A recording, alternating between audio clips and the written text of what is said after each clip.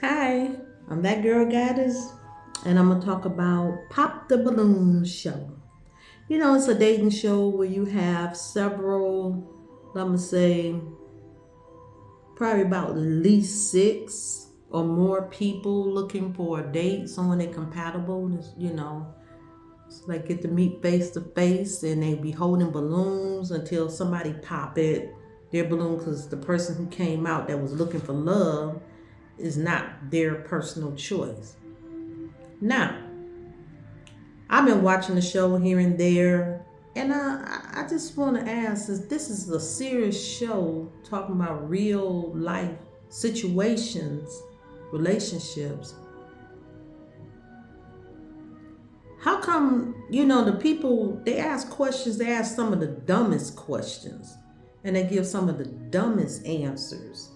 And a lot of guys just be up there thinking they just finna get some. Let's put it like that. And some females, they choose and looking for somebody, a gold digger. They looking for someone they can get something for nothing from. But if this show really wants to be a true success, how come they don't ask questions in the beginning and have you fill out a questionnaire to tell how many children you have in advance? And when they introduce themselves, come out and say, I'm Lakia and I have two children, four children, five children. And even when the men come out, they can say it too, and they go to him and be like, "Hi, I'm Eric. I'm looking for love. My age is blase split, and I have this many children." They should put these out on the questionnaires, and they should ask the different participants if they want to be with someone with children, small children, older children. What's their limit on children? They need to ask questions as in say them some things. Do the children fathers pay child support? Women, you need to ask the men, do they pay child support? Okay. You need to ask about the baby mama. Is the baby mama violent, crazy, hard to deal with? As well as the men ask the women about the men that have been in their past. Are they hard to deal with, violent or crazy? Okay, do they pay child support? Because when you get in a relationship, somebody gonna have to take care of the children, and eventually child support do catch up with you if you're not married. Even though I know some married people pay child support to their live-in wives. Okay, wife.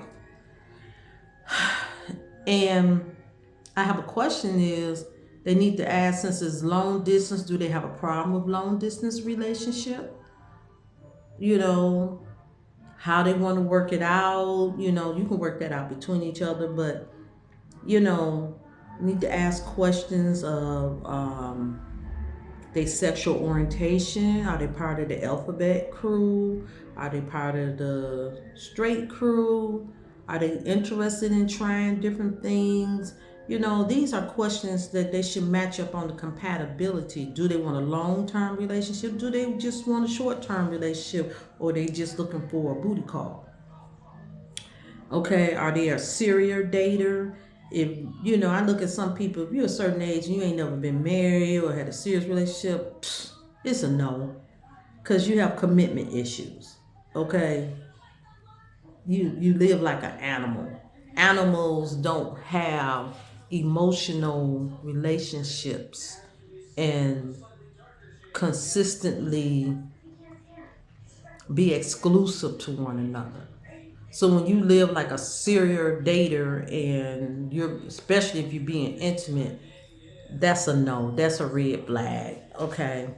I'm just gonna put some stuff out here on the dating show. Females, they all come in dressed like they want to work the street. Most of them. That's a red flag. Okay, that's a red flag. Um, the men, you need to watch what they're wearing too, because it's nothing wrong with. I mean, because even if I'm older, look, I'm gonna dress in style. All of that no style stuff ain't gonna work for me. Mm-mm. If they don't want to spend money on their clothes, are they cheap? Are they cheapskates? Are they willing to invest? Are they willing to make minor changes? They need to put that all on the app. The questionnaire that they fill out. So when they come out, they have a lot of compatibility. You know, need to ask, how much is their limit when they go on to take someone on a date, how much they want to spend, if they're not intimate, if they're intimate. Because those are red flags. You need to ask these women, why should a man pay for the date and how much is expected of him to pay on the date.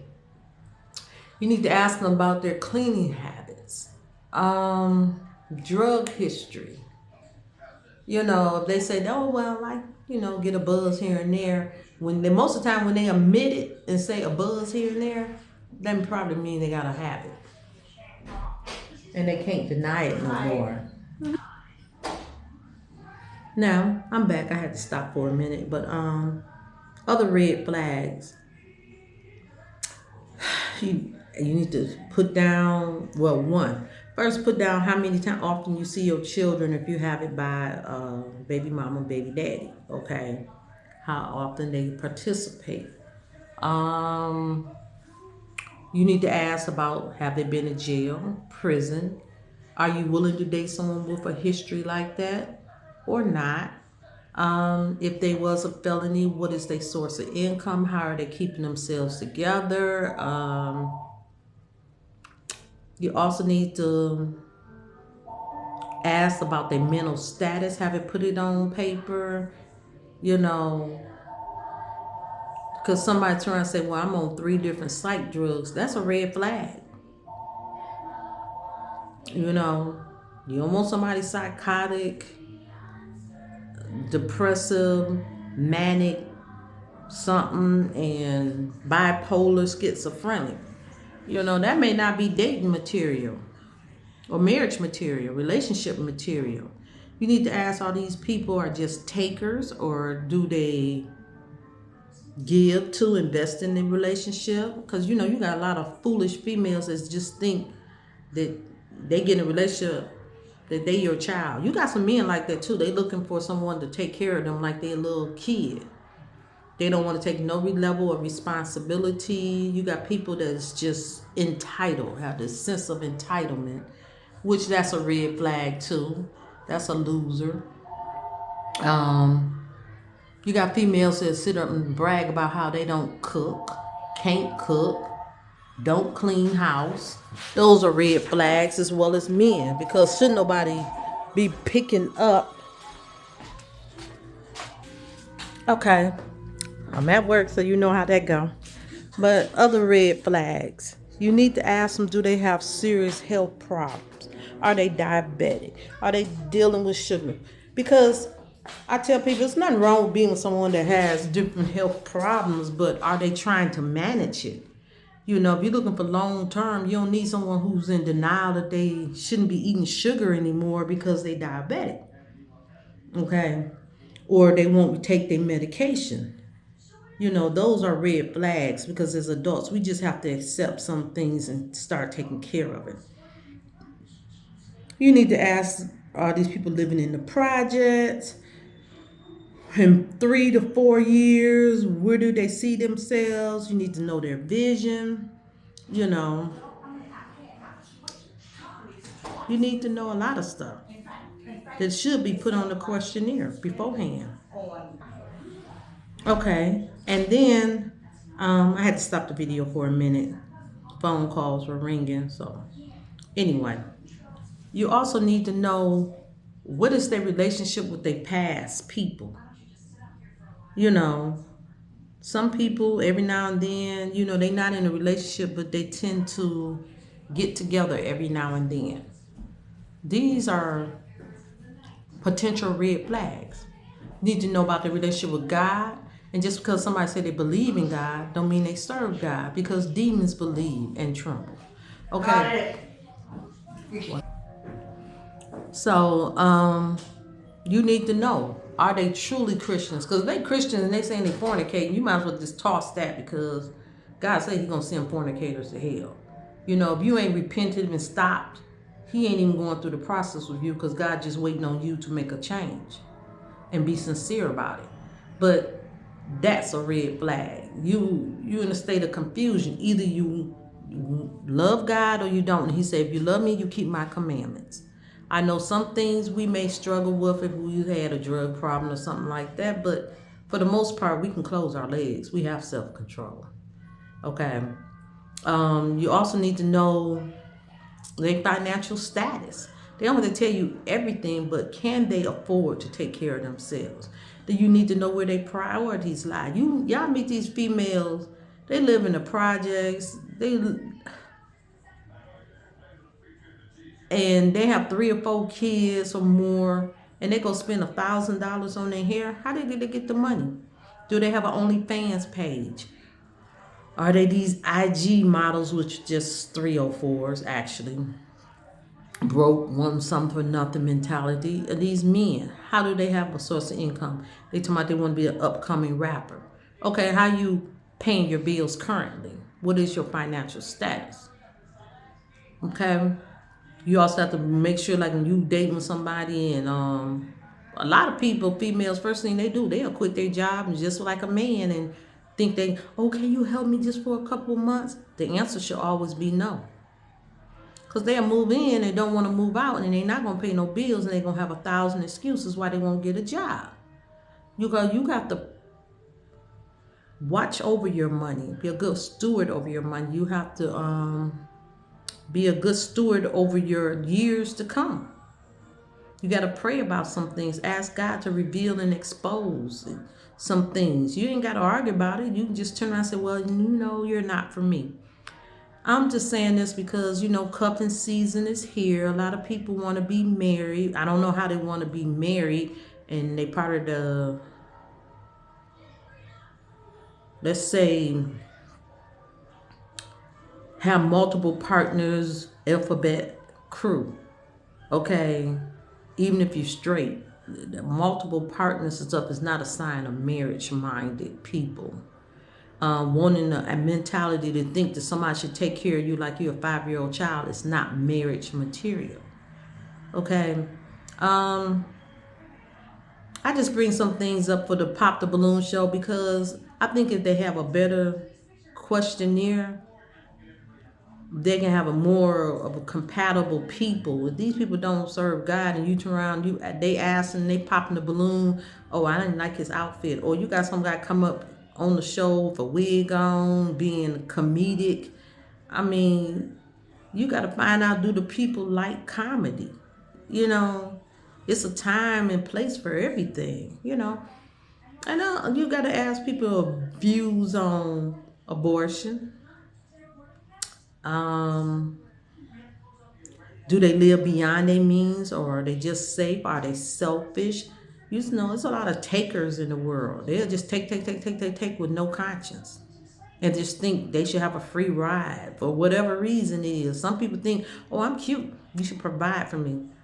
They try to give you all the right answers, but I tell them in a minute, I don't care what you look like. If you're not financial stable and acting like an adult, bye. You're a loser. Nobody wants you. Then you got some people with some bizarre, intimate fetishes. You really need to look into that and talk about it. It need to be on the application. So when you see the show, you can be more hopeful that somebody's going to make a match. But the way they do it now, a lot of them is just suck. They losers. A lot of females come up there dressed like a 304, mentality of a 304, and they have nothing going for them. I like to see the show to have a match for people that have something going for them, for real, and serious-minded. Not just want to go on TV to be seen so they can get their name out there and attract more people and tell them, follow me on Instagram, want to be rappers, and they old as all get out. I don't care if they're 20. That's not feasible. You need to still have a solid job, okay? And if you can't provide for yourself, you don't need to be dating. You need to put yourself in a situation where you can afford yourself. God never set it up so anybody have to be taken care of like a child. You either help me, and that means you're going to be investing in each other. And if you're going to be selfish, you need to say that up front and set the parameters and boundaries of what you want the relationship to be like. That's my opinion on Pop the Balloon. Just throwing some tips out there to try to make it a better show. Because right now we see a bunch of ugh and the BBL syndrome, and they just in thirst trap. Okay, then the next week they're gonna say they stink. I mean, come on now. That's just foolishness. And you gotta ask people too, have you had plastic surgery? Was you once a male? Was you once a female? You were transitioning into whatever, but it ain't a male or female. You only have one gender, the one you're born with. You can't fool me and say, well, I always felt like this. I'm a female, born female. And you asked me the question, how did I feel?